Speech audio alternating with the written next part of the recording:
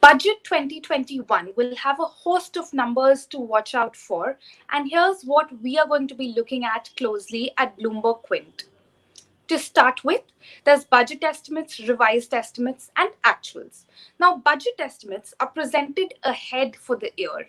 Revised estimates are presented in the subsequent year, and the actuals are presented 2 years later. Now, good budget management means that the gap between all three should be minimal. Unfortunately, this gap has been widening in recent years and is set to widen substantially this year.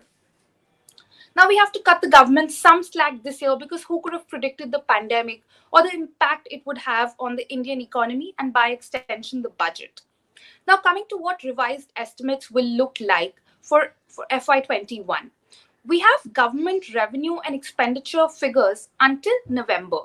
On the basis of that, Kaushik Das, chief India economist at Deutsche Bank, estimates that total net tax collection is likely at 86.4% of the budget estimate for the year. Now, his estimates for the remaining months are based on what revenue trends looked like between December to March in the last 3 financial years. Thus, estimates the total revenue shortfall at 2.7% of the GDP. Total expenditure should be a tad bit higher at about 1% over the budget estimates for this financial year. Now, this estimate is based on government spending in October and November, along with the additional spend for COVID relief. What does that mean for fiscal deficit? That means that fiscal deficit could likely be in the range of 7.7 to 7.8% of the GDP, or maybe even closer to 7.5% of the GDP if authorities choose to provide a more optimistic outlook on the revenues front.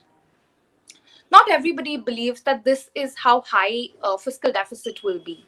Neelkant Mishra at Credit Suisse estimates fiscal deficit at 6.5 to 7% of the GDP because of the center not raising borrowing targets. The ambiguity around budget estimates will continue into FY22. The big question here will be what will be the nominal GDP growth figures that the government bases its estimates on for FY22. As always, fiscal deficit and borrowing numbers will remain in focus. Economists say that how clean the numbers are will depend on how realistic or optimistic the estimates that they are based on will be.